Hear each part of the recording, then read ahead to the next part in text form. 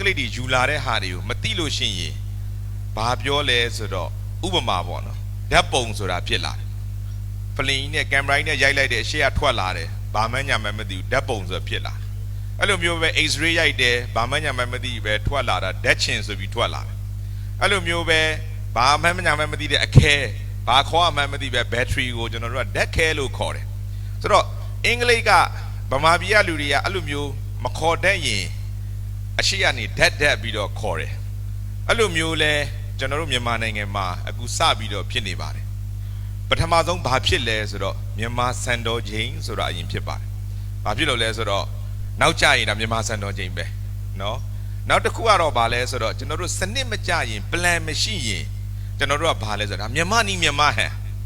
ကျွန်တော်တို့ဂုံယူစွာနဲ့ကျွန်တော်တို့ပြောကြပါတယ်ဆိုတော့ကျွန်တော်ဒီနေနဲ့ပြောချင်တာကဒီမှာရှိတဲ့ ECCC အသစ်တွေက MRYE တခုတည်းမဟုတ်ဘဲနဲ့မြန်မာနိုင်ငံမှာဥဆောင်ရမယ့်လူငယ်ဆုံးဦးတီထွင်တွေဖြစ်ကြတဲ့အတွက်ကြောင့်အဲ့ဒီမြန်မာနီးမြန်မာဟန်တို့မြန်မာစံတော်ချိန်တို့ကိုကစပြီးတော့ဖျက်ချပေးပါအဲ့ဒါလေးတခုလဲကျွန်တော်အခုတည်းကမေတ္တာရက်ခံပြရစေဘာဖြစ်လို့လဲဆိုတော့ကျွန်တော်တို့ကမှမပြောင်းလဲရင်အဲ့ဒီဟာကြီးကမပြောင်းလဲနိုင်ပါဘူးဆိုတော့ကိုကစပြီးတော့ပြောင်းလဲဖို့လိုပါတယ်